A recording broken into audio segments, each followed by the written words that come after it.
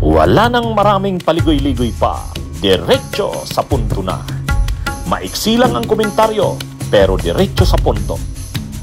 Maraming kuro-kuro, may tiwali, may totoo. Dito, sa Puntong Diretso Tayo. Punto Diretso. Mga kabunyog, mga kababayan, punto diretso tayo. Ha? Puntuhan natin itong reaksyon ni Alan Peter Cayetano. Nag-vlog si Alan Peter Cayetano. After na lumabas yung desisyon ng Korte Suprema, mayroon siyang reaksyon. Pero sa reaksyon niya, sabi niya, ayaw ko na munang mag-react ng toxic na reaction. Saka na lang, sabi niya, ano muna ako, syempre, ano na naman, yung kadalasan ng ginagawa ni Alan Peter na parang Christian pastor. Parang pastor kung kung nagsasalita. Sa simula pa lang, sabi niya, nagko-quote na naman siya sa Biblia. Parang ang pastor eh. Ang sabi ni Alan Peter Cayetano, ang reaksyon niya daw dun sa impeachment, yung desisyon ng Korte Suprema, alam niya daw na may mga negative ang reaksyon, mayroon naman daw pabor sa naging desisyon, kaya siya ayaw na daw muna. Ayaw niya daw magbigay ng reaksyon na kung saan siya. Basta ang dapat daw kasi ang iniisip kapag hingin yung guidance ng Diyos, hingin yung guidance ng Panginoon. Pag nagdasal daw sa Panginoon, hindi daw yung Panginoon, kampihan mo ako. Yun ang sabi ni Cayetano. Ang dapat daw, Lord, teach me how to be on your side. Wow. Maalala ko yung sinabi ni Cayetano. Lord, teach me how to be on your side. Kailangan daw kasi yung mga gagawin natin, yung nasa panig ng Panginoon. Kailangan i-align natin yung gusto natin, yung dapat na stand natin sa kung ano ang gusto ng Diyos. Dapat yung stand natin, hindi yung gusto natin, kundi yung gusto ng Diyos. Wow. Thank God. Kanina po, actually the past few days, pinapanood ko yung House of David. So nung lumabas yung SC decision, maraming pumasok sa mind ko. Isa-isahin ko tomorrow. But yung napanood ko kasi dito sa House of David, so nung si Samuel, the prophet, ay tinuturuan po si David, nakakakita siya ng vision. Hindi naman total spoiler to ha, isang part lang to. May sinabi kasi Samuel na wrong question. Kasi daw ang tao always ask, God, are you for me or are you for my enemies? Are you for me? So, di ba, parang basketball game, may kalabang kayo, para hindi ko ma-mention yung mga present team. So, halimbawa, mga kakampi kong Chris pa nung grade school kami, kalaban kung sino yung mga Toyota or si Brad Joel Villanueva and si Brother Sek Sani, mga solid Celtics fans. Kami naman po mga solid Lakers fans, di ba? So, pag nagpre-pray, of course, sinasama ko na sana lahat safe, pati mga players hindi ma-injure lahat. Di ba? That's part of your maturity na kasi nung bata, minsan nagpre-pray ka pa ng masama sa kabilang side, lalo kung arch rival nyo, pero hindi tama yon.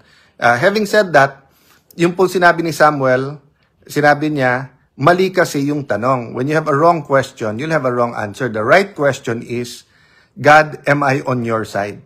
So kung familiar sa inyo, na banggit ko na po ito dahil turo po din sa amin yan ni Pastor Doy Castillo, way before I watched this.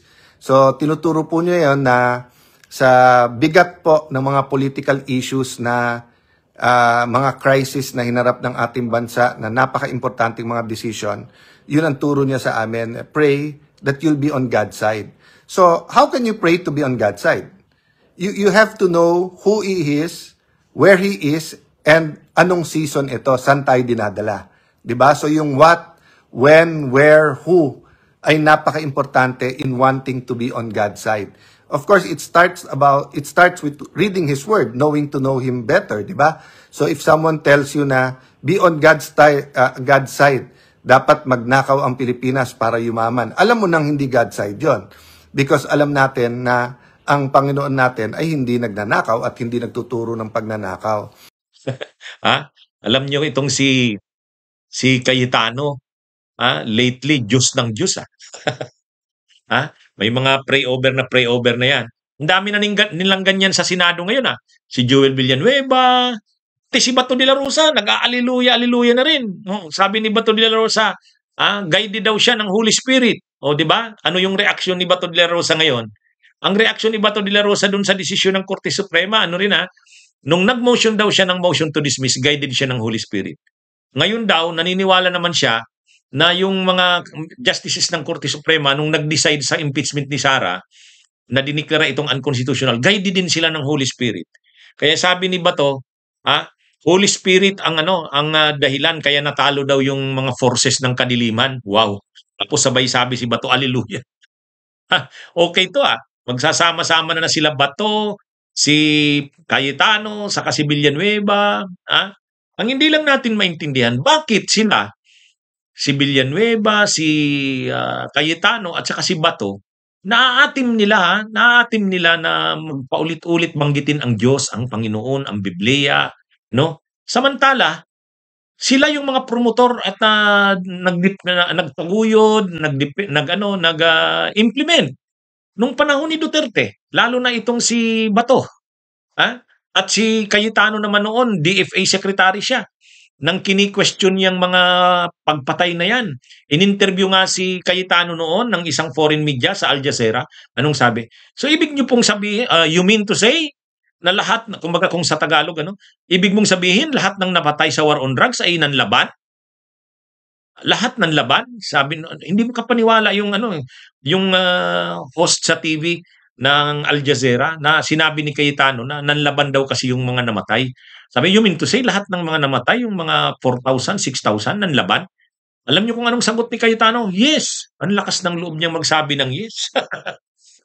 O ngayon, kung susundan yung mga sinabi ni Cayetano na kailangan daw ang isipin mo, hindi kung ano yung gusto mo. Pag nagdasal ka daw sa Diyos, anuin mo kung ano yung gusto ng Diyos, paano mo mai-align yung mo sa gusto ng Diyos. So ngayon, anong ibig nilang sabihin? Yung mga patayan sa panahon ni Duterte, kagustuhan ng Diyos, gusto ng Diyos noon. Huwag nyo nang gamitin ng Diyos, nagagamitin nyo yung Diyos sa ganyan. Dito, pinag-uusapan dito, nakawan sa pera ng bayan, gagamitin nyo na naman ng Diyos. Hindi gusto ng Diyos yung ganyan. Hindi gusto ng Diyos yung ganyan. Huwag niyong sabihin gusto ng Diyos yung ganyan. Ay, alam nyo, itong sila Cayetano, at saka sila Bato, grabe. Magkakasama na sila. Magkakasama na sila si Joel Villanueva, si Kibuloy siyempre. Si Kibuloy. Mukhang itong mga nasa kampo ni Duterte, mga panay Diyos na ang bukang bibig. Panay Diyos na ang bukang bibig. Anyway, mga ito. Sabi ni Cayetano, wag daw nating anuhin kung anong gusto natin, kundi kung ano ang gusto ng Diyos para sa ating bansa. Wow. Pray for our nation daw. Siyempre, in fact, hindi lang dapat pray for our nation. Dapat gawin natin ang magagawa natin para mailagay sa maayos ang bansa natin. Kasi ang Diyos, hindi rin naman gusto ang ganito na nangyari sa bansa natin. Kaya lang, gusto ng Diyos, gumalaw tayo, kumilos tayo. Huwag nating itolerate yung kasinungalingan, yung kasamaan. Huwag niyong sabihin Cayetano at saka nito nila Villanueva at sila nila Kibuloy na itong mga nakawan ito nangyayari sa bayan, itong inaako sa kay Sara Duterte ay gusto ng Diyos niyan. Yung mga patayan, panahon ni Duterte, gusto. Ay, lawang ko lang. Mga kabunyog, mga kabayan, ito ang ating Ponto Diretso. Bunyog, halika na kasama ka. Bunyog, Kapag buklod ay may pag-asa, Luzon, Visayas, Mindanao, isa ang pananaw. Sa bagong Pilipinas ang bunyog isisigaw. Bunyog